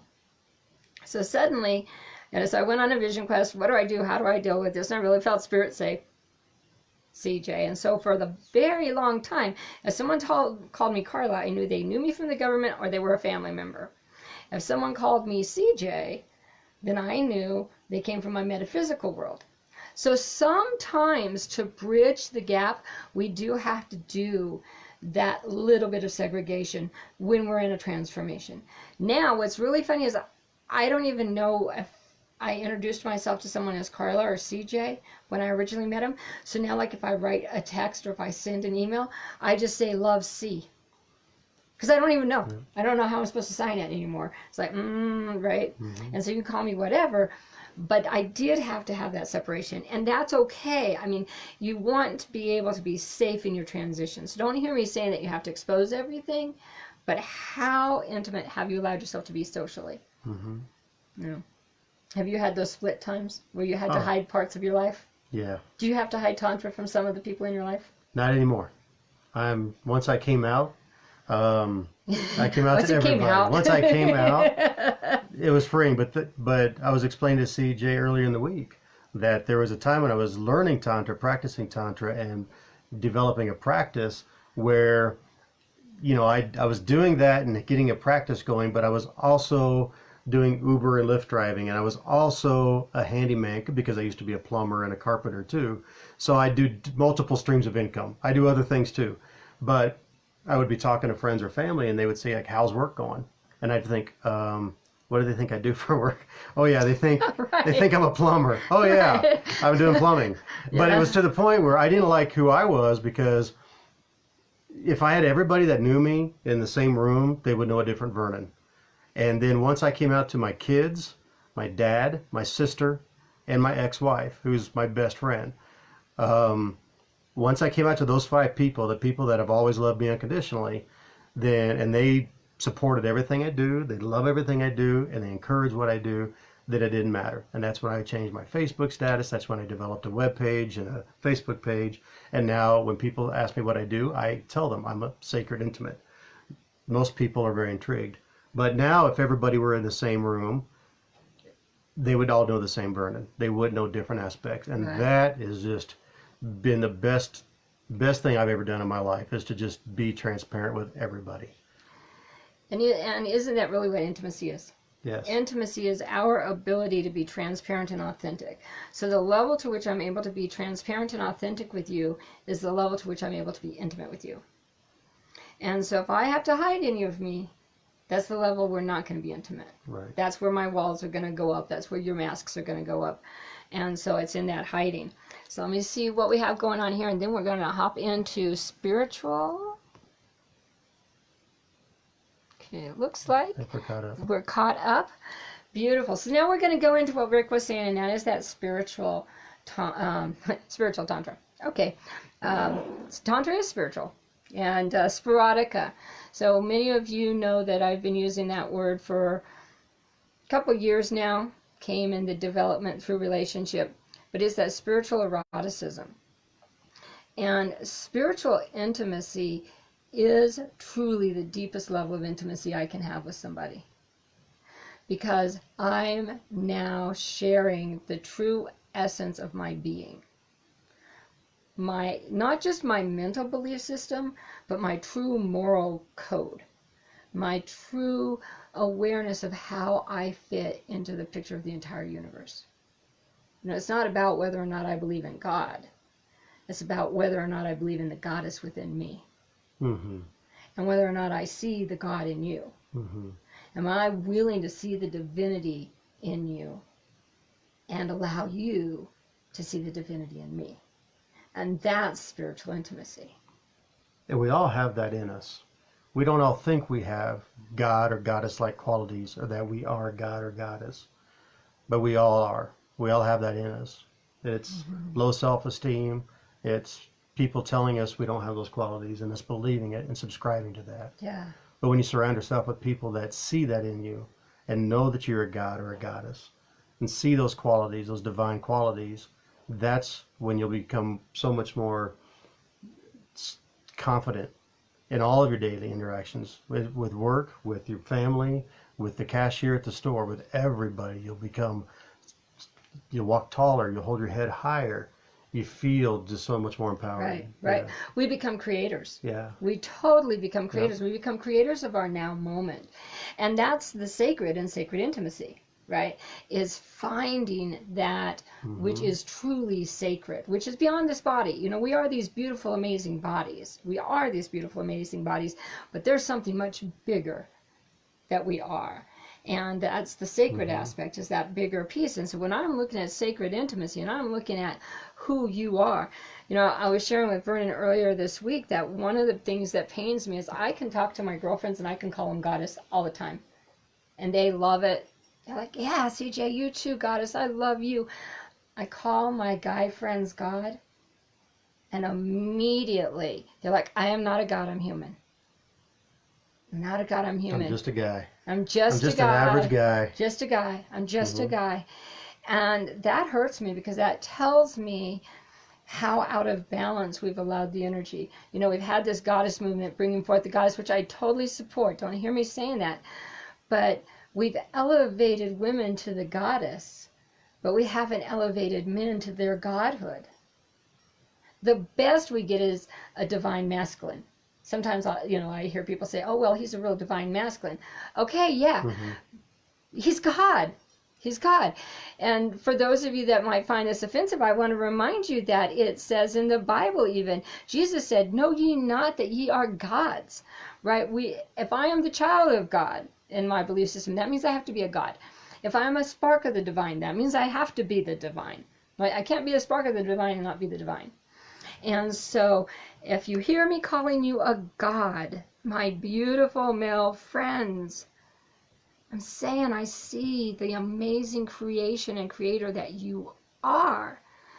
You are. You are this beautiful essence of godhood, this beautiful essence of goddessness. And so that, allowing someone to see the God within, when so often I'm not even willing to see my own God, right? I'm not willing to admit that I have that much power in me. And so if I'm not willing to admit that I have that much power in me, then I'm going to resist. Now that's one of the things you do with women, is you're trying to get them to see the goddess inside them. What have you experienced as far as how they receive that and whether or not they're resistant? Or... At first, many of them are just like you're talking about the gods. They are resistant and they don't feel they're worthy of goddess because they're carrying, the women that come to me are carrying the guilt and the shame, or the body image issues and low self-esteem. So when I call them goddess, they look away, they look down, they don't know how to react. But after a session or after several sessions, and they get used to me saying it over and over again, then I do see them sitting up straighter. I do see them walking taller. I do see them like, yeah, they are. And I told somebody I was having a conversation the other day, and she was telling me, I'm trying to remember the details of the story. I don't remember the details, but that's not important. I said, well, you're a motherfucking goddess. Act like it. I said, you deserve it. And you are a motherfucking goddess. And I said, I want to make a t-shirt up. And I'm going to make t-shirts. And I'm going to give them to all my clients. I want one. And it's going to say, I am a motherfucking goddess on the front. And on the back, it's going to say, now act like it. Because I want every woman to know that they're a goddess. And I want them to realize the divinity within them. So, I have a challenge for you. I want every man on the planet to recognize they're a motherfucking God and act like it. What would it take? One person at a time. That's all we can do right now. Right. One person at a time, each person watching, to let that sink in, that you are a God. You are a goddess. You are worthy of love. You are worthy of healing. And you're not worthy of carrying around any shame or guilt anymore. You can be free of it. And that's when we become creators, right? That's when we truly become creators. That's when we can no longer deny our power. Mm-hmm. When I can no longer deny my power, it just bursts out in a million different ways.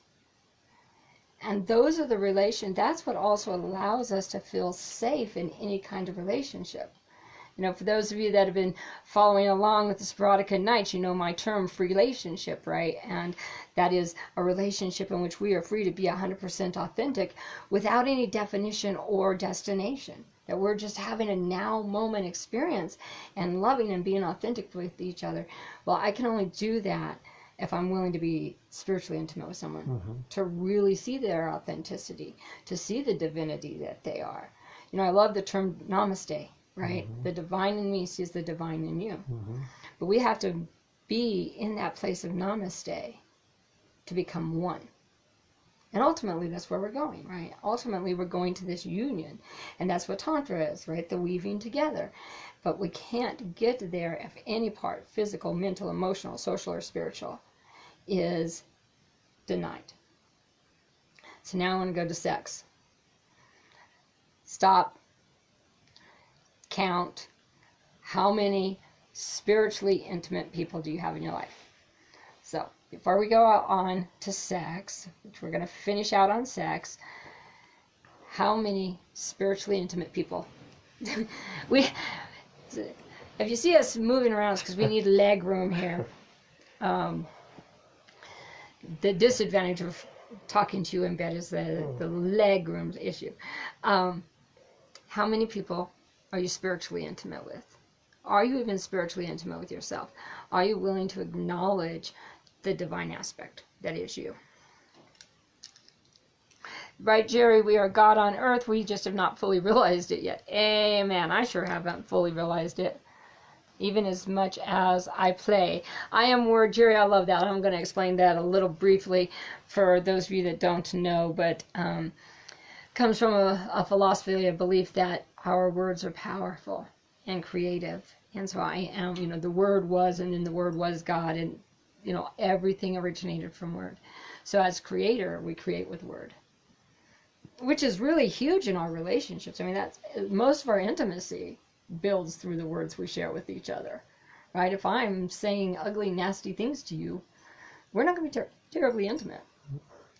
One of the things that I say to my friends, my children, is that you will always hear far more love from me than you'll ever hear criticism, because I don't believe we ever raise anyone up through criticism. Never. There can be correction. That's not the way to wash a dish. Right? But to criticize, you are those are some of the worst words on the planet, unless they're followed by a love term. You will never hear me tell you how you need to be fixed, because you do not need to be fixed. Thank you. You're perfect the way you are. Thank you. Right? It's my responsibility to see and experience you, right?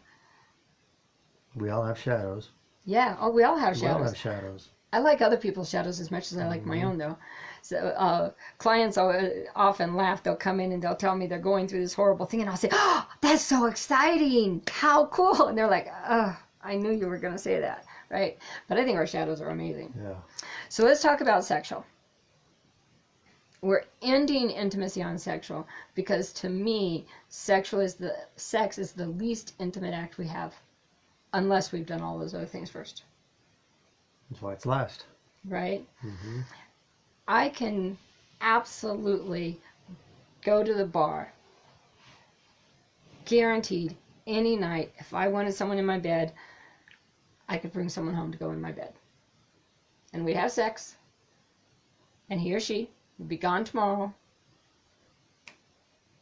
and I wouldn't know that person. I wouldn't know. I wouldn't have even seen them. But I might have had my biological need met. So if I want sexual intimacy, so that I'm having both, what would you say are some of the key things that need to be in place to have sexual intimacy? Trust. Trust is huge. Communication. Respect. 3 of the big ones that come to mind right off the bat. Yeah. But definitely trust. You want to be able to create an environment where that person can be vulnerable with you, where that person can let all their guards down, and you can do that with each other. Yeah. One of the things that I would say is you really need to understand the human body in some ways, right? One of the areas of sadness that I have is how many men and women have never truly had a real satisfying sexual interaction, because they just don't know their body can do those things. You work with Tantra, so you know that. You have clients that are that case. That, the number of women that I know who I'll ask, have you ever had an orgasm? And they don't know. If they don't know, they haven't had one. Right? I'm very confident of that. But men who, sex is 10 minutes, 7 seconds of it an orgasm, right? 7. Right. And so part of the sexual intimacy is actually learning how to cherish each other's body as the divine vessel that it is. Slow the frickin' roll down, right? It's not about getting the clothes off. The sexual intimacy starts slow and builds, right? Right.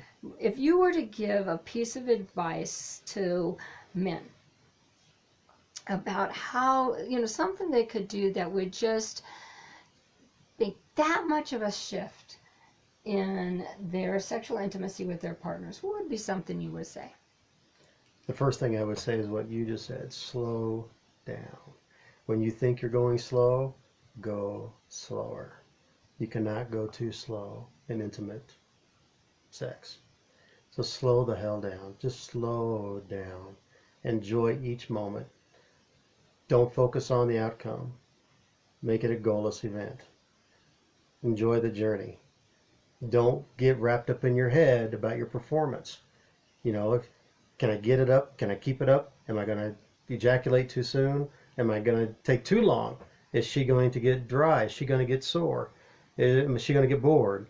And then women, same thing. Don't get wrapped up in your heads. Just enjoy, be present. That which is what Tantra is all about, being present. And so that'd be probably the two biggest things actually, is just if I had two things, slow down and forget the goal. It doesn't have to be about orgasm. If orgasm happens, that's great.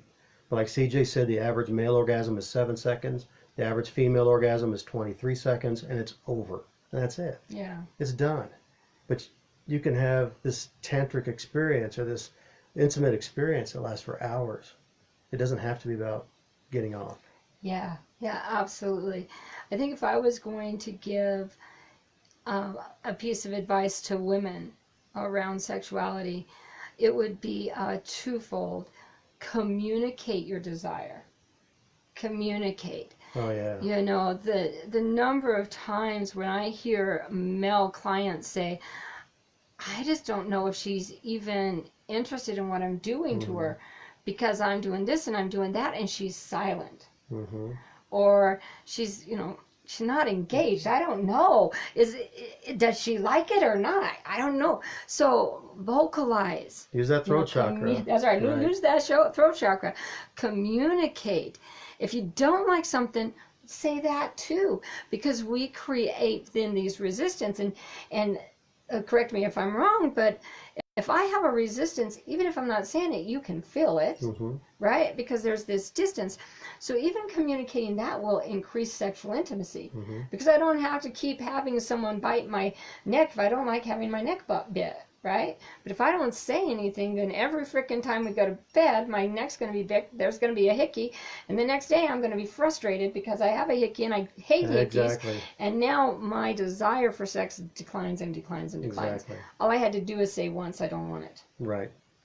So vocalize. And then the other is only have sex when it's an absolute yes for you. 100% enthusiastic yes. Only when it's hell yeah, let's do this, baby. If I'm lying in bed and I'm thinking about what I need to do at work tomorrow, what's going on with the kids, did I turn off the stove, you know, I'm not at 100% yes. Or if I'm saying, you know, I got him really turned on, I guess I need to go all the way now. No, you can always say no.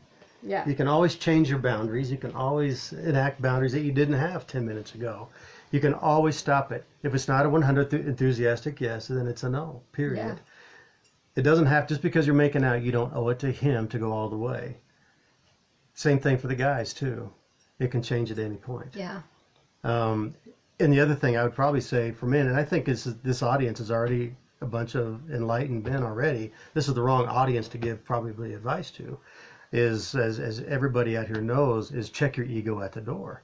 And what worked on your last partner may not work on this partner. What worked on this partner last night may not work on this partner tonight. Amen. She's a whole different woman tonight.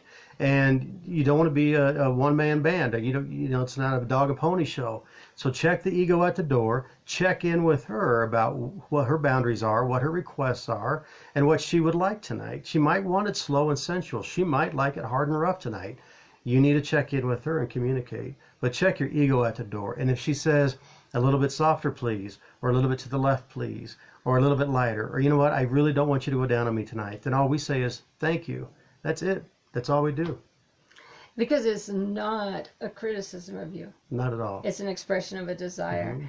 And, you know, it does take courage to be that transparent.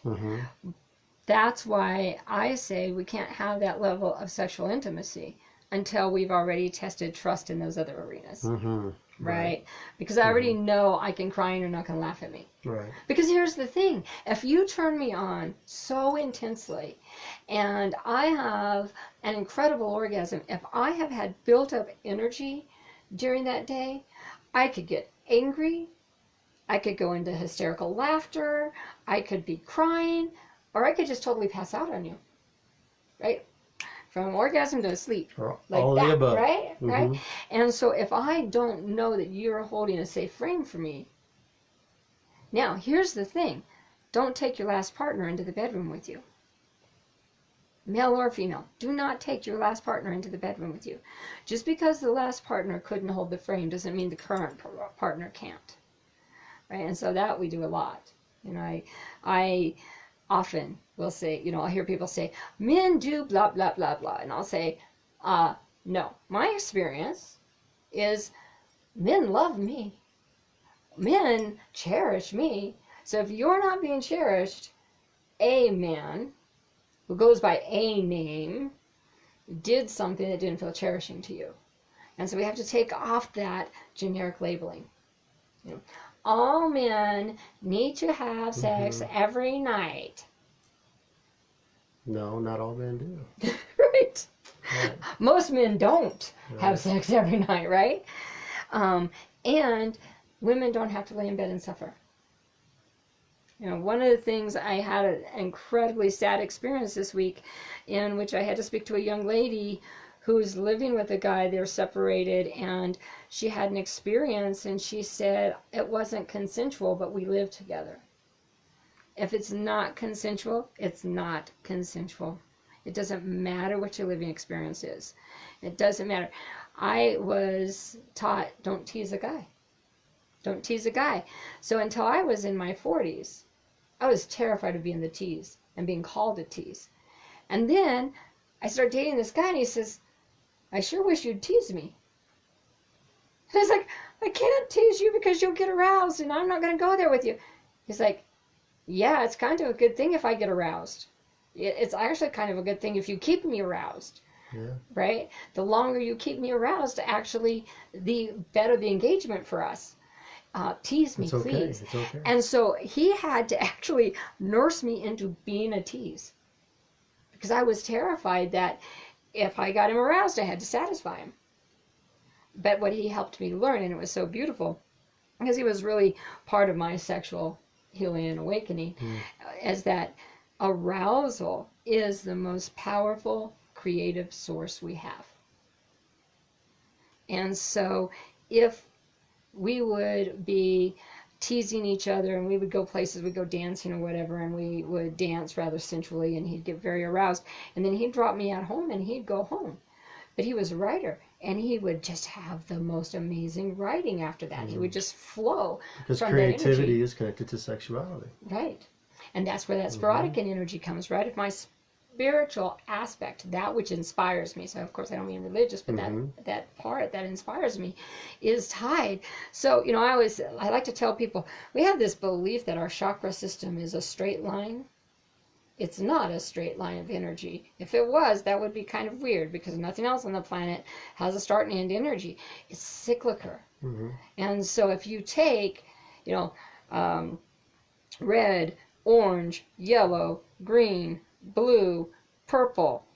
Well, purple and red have one color in between them, right?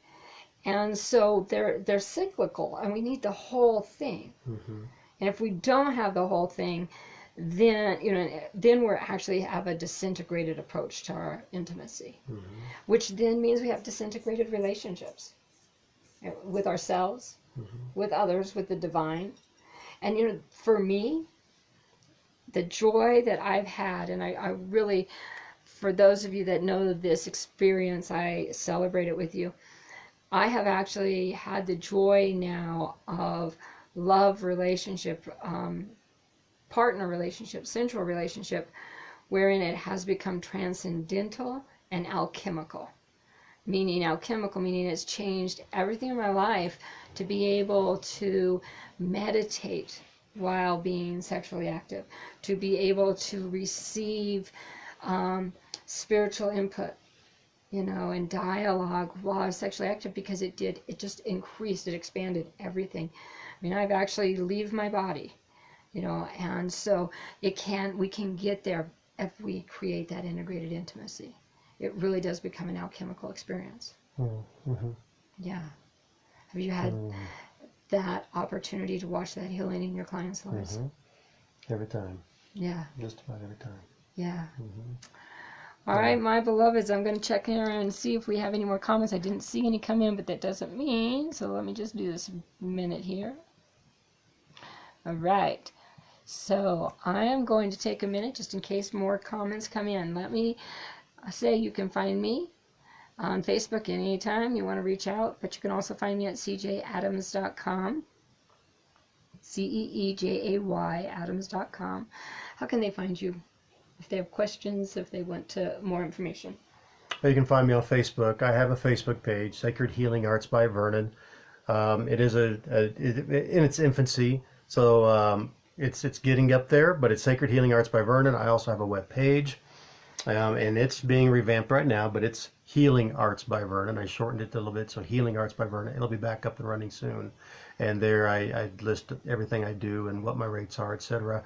But those are the best ways of finding me. But I'm on Facebook. My last name is Smith. If they go to my Facebook page, which most of them obviously have access to, and they see you on there, are you okay with them instant messaging you? Absolutely. I welcome any kind of communication.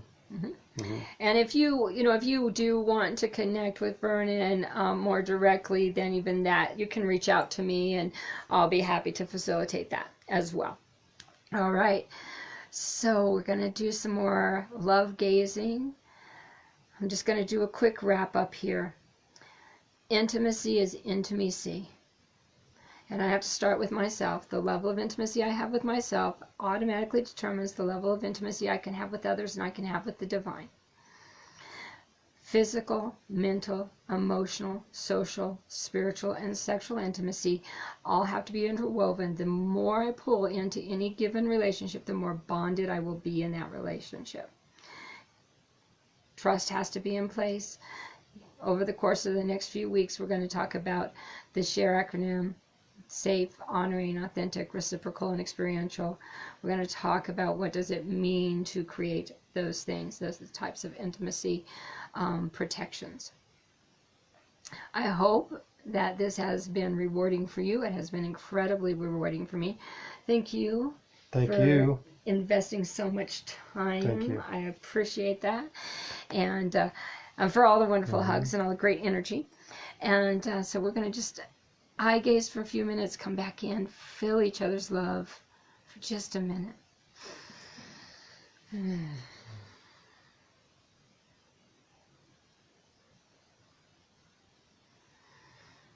You all feel so luscious.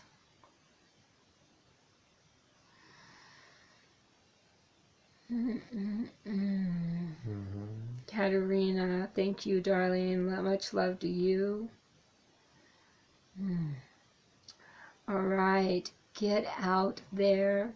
Celebrate your magnificence. Remember that you are magnificence in motion. That's what you are, magnificence in motion. I don't care where you are in your journey. Shame, guilt, they don't belong. You have nothing to be ashamed of on any side of the curriculum. And if you need someone who's going to point out your beauty and your innocence, hit me up. I'll do it every time. Me too. Yeah, hit Vernon up. Remember, we are one. And I love you so much. Get out there and be freaking amazing.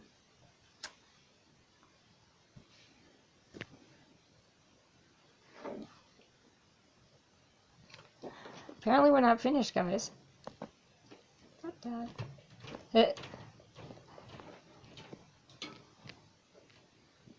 see if I get the touch. Go for it. See if you've got the touch. Finish us. It won't let us finish the video, guys. Maybe we're not done yet. There's still a lot more love to give. That's it. More love, more love. I guess we'll have to close it up. I can't. They won't let us post it if I close it. Oh. So let's see what's going on here. Why is it not doing that? Guys, thank you for staying with me while I close this out here. It's not doing anything. That is so funny. I had this happen once before.